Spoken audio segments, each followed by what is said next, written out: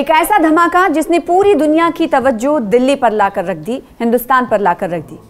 जी हाँ, दिल्ली ब्लास्ट पर, जहाँ पूरे मुल्क में, पूरे देश में इस वक्त गुस्से की लहर दिखाई दे रही। लोग मगमून हैं, हैरान हैं, परेशान हैं और साथ ही साथ नाराज़गी का भी इजहार किया जा रहा है। तो वहीं मुस्लिम ममालिक की तरफ से क्या कुछ कहा जा रहा है दिल्ली ब्लास्ट पर, यह भी जान लेना ज़रूरी है।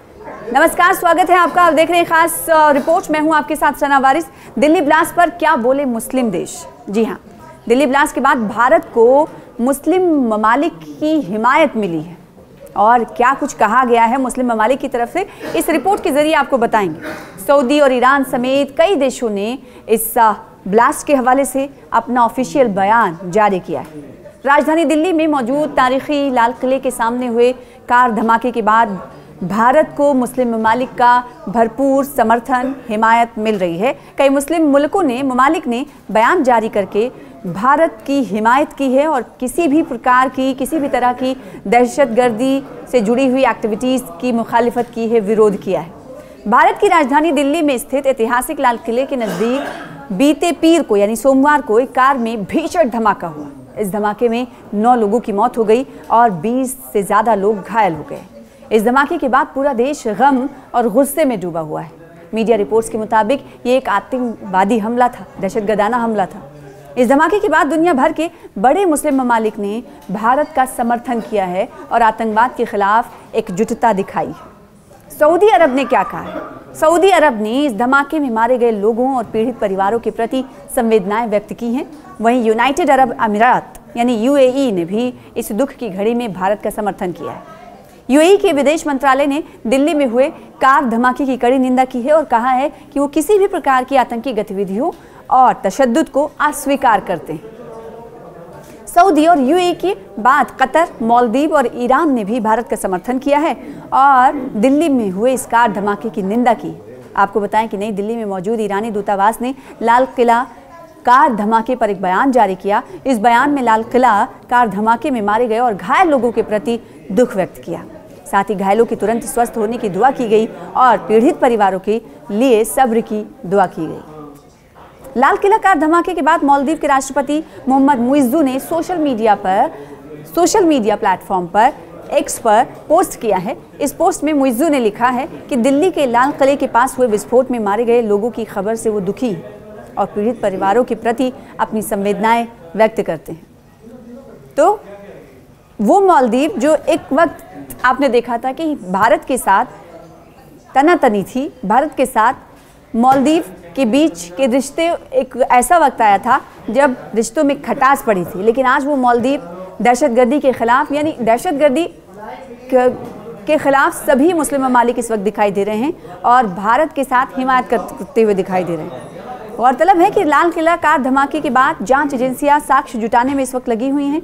जल्द ही इस घटना के पीछे की सच्चाई देश और दुनिया के सामने लाई जाएगी। अब तक हुई तमाम अपडेट्स के लिए जम्मू कश्मीर, लद्दाख, हिमाचल के साथ बने रहिए। लेकिन जो वाइट कॉलर आरोपी जिन्हें ज़मीन का खुदा कहा जाता है, डॉक्टर्स की हिरासती संख्या बढ़ती हुई जा रही है। अभी मिले जानकारी के मुताबिक जब इस वीडियो को रिकॉर्ड किया जा रहा है उस वक्त तक जम्मू कश्मीर के तकरीबन 6 डॉक्टरों को हिरासत में लिया जा चुका है। उनसे पूछताछ की जा रही है। वहीं डॉक्टर उमर जो मेन आरोपी, मेन मुलजिम बताया जा रहा है इस धमाके को धमाका करने वाला डॉक्टर उमर, उसके पेरेंट्स को भी, भाई और माँ और साथ ही साथ उसके फादर को हिरासत में लेकर पूछताछ चल रही है, जिस पर हमने देखा कि जम्मू कश्मीर में इस वक्त सियासी गहमा गहमी, सियासत भी जारी है। सियासी लीडरों की तरफ से अपने अपने बयान दिए जा रहे हैं। पीडीपी इस रवैये को सही नहीं ठहरा रही है, तो नेशनल कॉन्फ्रेंस भी पीडीपी की बयान को और नेशनल कॉन्फ्रेंस के स्टैंड को क्लियर करती हुई नज़र आ रही है। तो बीजेपी बरहम नज़र आ रही है। बीजेपी का ये कहना है कि क्या ये लोग आतंकवाद का समर्थन करते हैं। पीडीपी और नेशनल कॉन्फ्रेंस के बयान पर बीजेपी का रद्द-ए-अमल कुछ इस तरह का है। अब आपको बताते हैं कि नेशनल कॉन्फ्रेंस और पीडीपी ने आखिर कहा क्या है जो इस वक्त जम्मू कश्मीर में, और आपको मालूम होगा कि जम्मू कश्मीर में एंटी टेरर एक्टिविटीज़ के खिलाफ कितने दिनों से, कई हफ्तों से तकरीबन 1 माह से ज़्यादा का वक्फा गुजर चुका है, एंटी टेरर ऑपरेशन चल रहे हैं।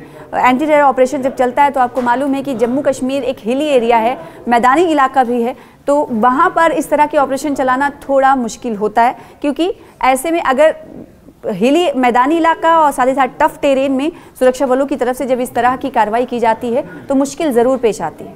लेकिन अभी उन्हें आतंकियों को या आतंक के मददगारों को, दहशतगर्द के मददगारों को जंगलों में नहीं ढूंढना है, टफ टेरेन में नहीं ढूंढना है, मैदानी इलाके में हमारे बीच भी हो सकते हैं। यानी इस शक को अब गहरा हो रही है, इस शक को गहराई से देखा जा रहा है। गहराई से क्यों? क्योंकि जब उमर ने इस धमाके को अंजाम दिया उसके बाद से डॉक्टरों की तरफ जम्मू कश्मीर में जो उमर के घर वाले हैं या फिर उनसे जो लिंक रखने वाले लोग हैं, कभी दोस्त रहे हों, उन्हें गिरफ्तार किया जा रहा है। और जो डॉक्टर मुजम्मिल गिरफ्तार किया गया है, आपसे कुछ देर पहले खबर आई कि उसकी बहन असमत शकील नाम है उसका, असमत शकील गनाई, उसे भी हिरासत में लिया गया है, उससे पूछताछ की जा रही है। असमत के बारे में कहा जा रहा है कि वो बांग्लादेश से MBBS की हुई।